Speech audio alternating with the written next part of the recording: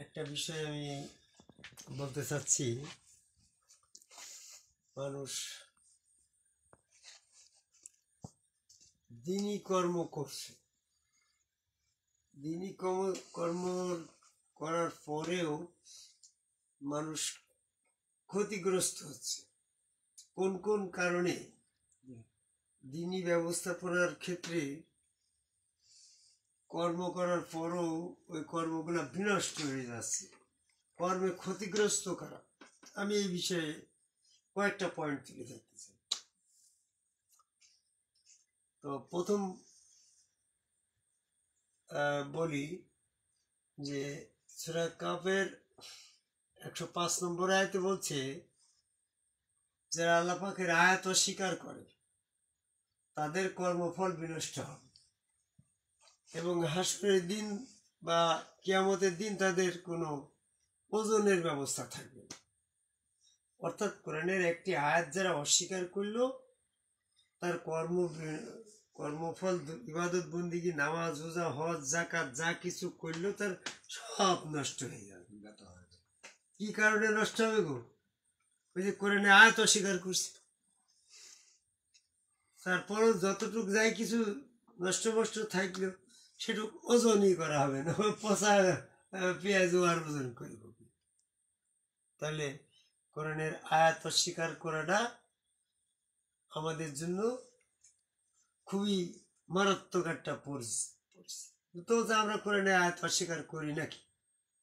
এক শ্রেণীর মানুষ বলছে, তাহলে যে কোরআনের আয়াত অস্বীকার করো নাতে আদম সেজদা করো না কেন?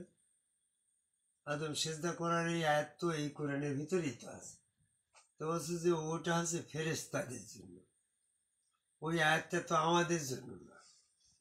যে ফেরেশতাদের জন্য যদি হয় তাহলে ইবলিস তো ফেরেশতা না। যদি স্পেসিফিক ভাবে ফেরেশতাদের জন্য আয়াতটা উল্লেখ করা হয়েছে, আয়াতে ফেরেশতাদের নাম, তাহলে ফেরেশতাদের জন্যই যদি এটা প্রযোজ্য হয় তাহলে ইবলিস তো ফেরেশতা না। কি ভাবছেন? ইবলিস তো জিন জাতি, সেটা কাফের 50 নম্বর আয়াত। ইবলিস জিন জাতীয় হওয়ার সত্ত্বেও যদি এই সেজদা না করে সে কাফের ফতোয়া পায়, তাহলে শুধু ফেরেশতাদের জন্য এই আদম সেজদার আয়াত, এ কথার কোনো ভিত্তি নাই। তারপরে বলছে শুধু জিন ফেরেশতাদের জন্য ওই আয়াত, মানুষের জন্য প্রযোজ্য নয়, এজন্য আমরা করি নাই। মানুষের জন্য প্রযোজ্য নয়, তাহলে মা হাওয়া এখানে আদম আলাইহিস সালামের সেজদার সময় উপস্থিত ছিল সূরা বাকারার 35 নম্বর আয়াত। তখন তাকে তো নিষেধ করে নাই যে এই সেজদার হুকুম শুধু জিন ফেরেশতাদের জন্য, মা হাওয়া তোমার জন্য না, কারণ তুমি তো ফেরেশতা না, তুমি তো ইনসান। তাই এরকম আয়াত তো আসেনি। তারপরেও আমি আরেকটু বলি যে সূরা ইউসুফের 100 নম্বর আয়াতে যেটা বলল যে ইউসুফের 11 ভাই পিতামাতা ইউসুফকে সেজদা দিল, এখানে তো জিন ফেরেশতার কথা উল্লেখ নেই। মানুষকে সেজদা দিল, এই সেজদাটা নিশ্চয়ই বৈধ ছিল। জি, বৈধ যদি না থাকতো তাহলে কোরআনে আয়াত উল্লেখ করেই তো বলতো যে ইউসুফ আলাইহিস সালামকে সেজদা দিয়েছিল ইউসুফের 11 ভাই পিতামাতা গো, এটা কিন্তু অবৈধ ছিল। ওই আয়াতের শেষ অংশে বলে দিত না? তা উল্লেখ করেছে সেজদা করার ইতিহাসটা, কিন্তু এটারে অবৈধ কথা ওকে আসে। তারপরও আমার 3 বা 3 ফেল করা আলেম ওলামারা এরা বলে যে এটা হচ্ছে ইউসুফকে সেজদা করেছিল, ওটা সম্মানজনক সেজদা। সম্মানজনক সেজদা ইউসুফের শরীয়তে চালু ছিল।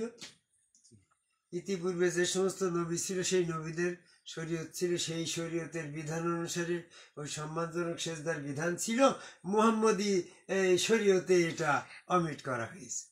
তাহলে মুহাম্মদের আইন আর শরিয়া মানে তো আইন, মুহাম্মদের আইন আর হচ্ছে অন্যান্য নবীদের আইন ভিন্ন ভিন্ন ছিল।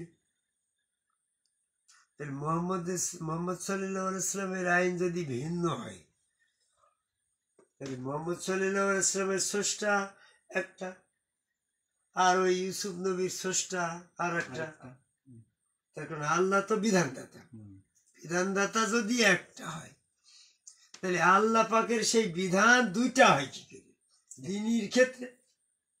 দিনের ক্ষেত্রে বিধান হবে একরকম। তারপরও সূরা বনী ইসরাঈলের ৭৭ নম্বর আয়াতে বলছে, হে রাসূল, হে মুহাম্মদ, তোমার পূর্বে যে সমস্ত বিধান, যে সমস্ত রাসূল আমি পাঠাইছিলাম, তাদের ক্ষেত্রে যেরকম নিয়ম ছিল, তোমার ক্ষেত্রেও একই রকম নিয়ম। আমার নিয়মের কোনো পরিবর্তন নাই। তাহলে আদম আলাইহিস সালামকে সেজদা করেছিল ফেরেশতারা, এটা আদম আলাইহিস সালামের ক্ষেত্রে শরীয়ত। ইউসুফ আলাইহিস সালামকে সেজদা করলো ইউসুফের 11 ভাই পিতামাতা, এটা ইসলামের নিয়ম, ইউসুফের নিয়ম। মুহাম্মদ সাল্লাল্লাহু আলাইহি ওয়াসাল্লামকে স্মরণ করে দিয়েছে পূর্বের রসুলের ক্ষেত্রে যেরকম নিয়ম, তোমার ক্ষেত্রে ওই একই নিয়ম। তাহলে ওই ইসলামী শরীয়তে, এই মুহাম্মদী শরীয়তে এটা নাই, এই কথার কোনো ভিত্তি আছে? নাম্বার 2, তারা যদি বলছে যে এটা সম্মানজনক সেজদা, থাকলো, করলি করলাম, না করলি না করলাম। মূর্খ, আল্লাহ পাকের সম্মানজনক সেজদা আর ইবাদতের সেজদা যদি দুইটা হইতো, তাহলে সূরা জিনের 18 নম্বর আয়াতে যে বলছে, আনাল মাসজিদুলিল্লাহ, সমস্ত সেজদা একরকম, আল্লাহ একমাত্র আল্লাহ মালিক। সূরা হামিম সেজদা 37 নম্বর আয়াত দেখো, এই সমস্ত সেজদার মালিক এক আল্লাহ। তাহলে তোমার এই সম্মানজনক সেজদা মানুষে পাবে, আর ইবাদতের সেজদা আল্লাহ পাবে। তাহলে সম্মানজনক সেজদা, তাহলে কথার কোনো ভিত্তি আছে নাকি? তাহলে সেজদার প্রকারভেদ নাই, এক প্রকার সেজদা।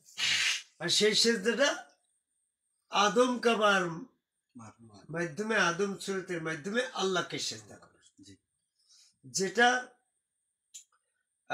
আল্লাহ পাক প্রতিনিধি তৈরি করার আগে ছিল প্রতিনিধির বাইরে সেজদা, আর যখনই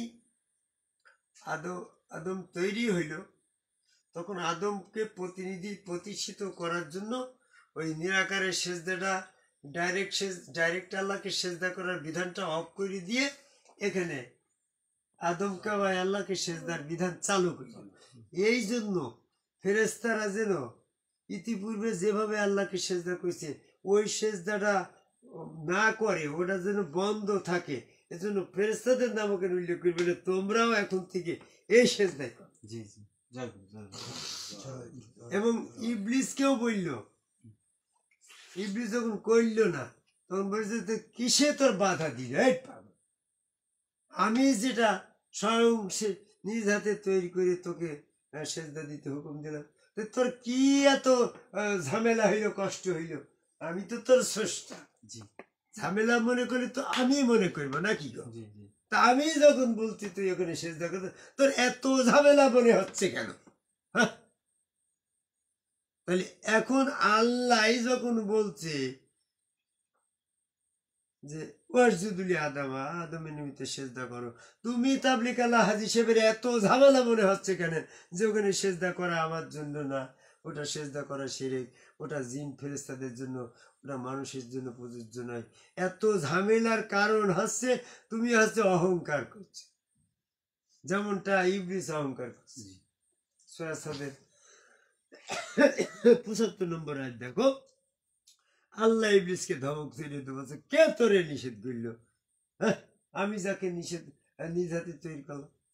তাহলে এখানে তোমরা যারা এই সেজদা থেকে বিরত থাকছো, সূরা সাদের 75 নম্বর আয়াতের আল্লাহ পাকের ধমকটা তাদের জন্য প্রযোজ্য নাকি, জি যারা করছে না। তো যাই হোক, আমি কথাটা যেটা ছিল সেটা সেখানে যাই, যে কর্মে বিশেষ ক্ষতিগ্রস্ত কারা, যারা আদম সেজদা বাদ দিয়ে, আল্লাহ পাকের ওই আদম সেজদার আয়াতগুলা বাদ দিয়ে অন্যান্য সমস্ত নামাজ রোজা হজ জাকাত গরু কুরবানি দিবার আছে, তাদের সমস্তই বিফল হয়ে যাবে। জি জি জয় গুরু জয় গুরু। এই জন্য এই আয়াত। তারপর যারা গরু কুরবানি দিচ্ছে, গরু কুরবানি এই তো আয়াত অমান্য করছো, গরু কুরবানি দিবা তুমি দেও, তোমার ঠেলা ধাক্কা দিলে তো তুমি শুনছ না। তো কোরআনের সূরা আনামের 146 নম্বর আয়াতে বলল গো মাসু, যে গরু এবং ছাগলের দেহের এক ধরনের চর্বি হারাম। তাহলে যেখানে স্পষ্টভাবে হারাম চর্বির কথা উল্লেখ করছে কোরআনে, মোটা তাজা গরুর, মোটা তাজা খাসির দুই মাংসের ভাজে ভাজে যে চর্বিগুলো জমে, এগুলো হারাম। তে তুমি মোটা তাজা গরু বাইছে বাইছে কোরবানি দিচ্ছ, তার মানে তো সূরা আনামের 146 নম্বর আয়াতটা তুমি অস্বীকার করছো। তাহলে তোমার কর্মফল বিনষ্ট হবে না আয়াত অস্বীকার করার কারণে। আরো অনেক কথা আছে, আর আমি একদিনের তো বলতে গেলে পারা যাবে না। তো যারা আল্লাহ পাকের সাক্ষাৎ অস্বীকার করে তার কর্মফল বিনষ্ট হবে। যারা রসুলের আনুগত্য না করে সরাসরি ডাইরেক্ট আল্লাহ আল্লাহ করছে, তাদের কর্মফল বিনষ্ট হবে। এরকম ভাবে যারা তোমার এই আরো কিছু বিষয়বস্তু আছে, দিনের ব্যবস্থাপনা কোরআন মোতাবেক বিধান ফয়সালা দিচ্ছে না, হাদিস মোতাবেক ফয়সালা দিচ্ছে, তারা তাদের কর্মফল বিনষ্ট হবে, তারা তো জালেম ফাসেক কাফের। তো এই জন্য আমি সংক্ষিপ্ত পরিসরে যেটা বলতে চাচ্ছি, যে একমাত্র কোরআনের একটি আয়াত পালন করলে মুমিন হওয়ার জন্য যথেষ্ট নয়, পক্ষান্তর একটা আয়াত অস্বীকার করলে কাফের হওয়ার জন্য যথেষ্ট। তা আদমকে ভাই আল্লাহকে সেজদার আয়াতটা অস্বীকার করছি, সুদ খাচ্ছি, ঘুষ খাচ্ছি, জিনা করছি, এরকমভাবে যে সমস্ত পাপ আচারের বিধান নিষেধ দেওয়া হয়েছে সেগুলা করছি যখন, তখন আমি আয়াতটা অস্বীকার করলাম, তাহলে আমার সমস্ত ইবাদত বন্দিগি কর্মফল সব বিনষ্ট হয়ে গেল। তা আমি পৃথিবীর সকল মানুষকে কোরআনের বিধান মোতাবেক ধর্মকর্ম করা এবং আদম কাবায় সেজদার মাধ্যমে নিজের দিনী ব্যবস্থাপনার সমস্ত কর্ম পদ্ধতির করা, এই সমস্ত পথে এসে আদম কাবায় সেজদাকারী একজন সম্যক রসুলের কাছে বায়াত গ্রহণ করে শয়তান থেকে পবিত্র হয়ে সেখানে সেজদা করে তোমার এই কোরআনের আয়াতের মাধ্যমে দিন ব্যবস্থাপনা করার আহ্বান করে এই লালমনিরহাট জেলার লালমনি সদর উপজেলার এই মেঘারাম মোগলহাট ইউনিয়নের 2 নং ফুলগাছ ইউনিয়ন গ্রামে দাঁড়িয়ে পৃথিবীর সকল মানুষকে এই কর্মে বিশেষ ক্ষতিগ্রস্ত থেকে রেহাই পাওয়ার জন্য কোরআন মোতাবেক আইন মেনে চলার, আয়াত মেনে কর্ম করার আহ্বান করে আমার কথা শেষ করি। জয়।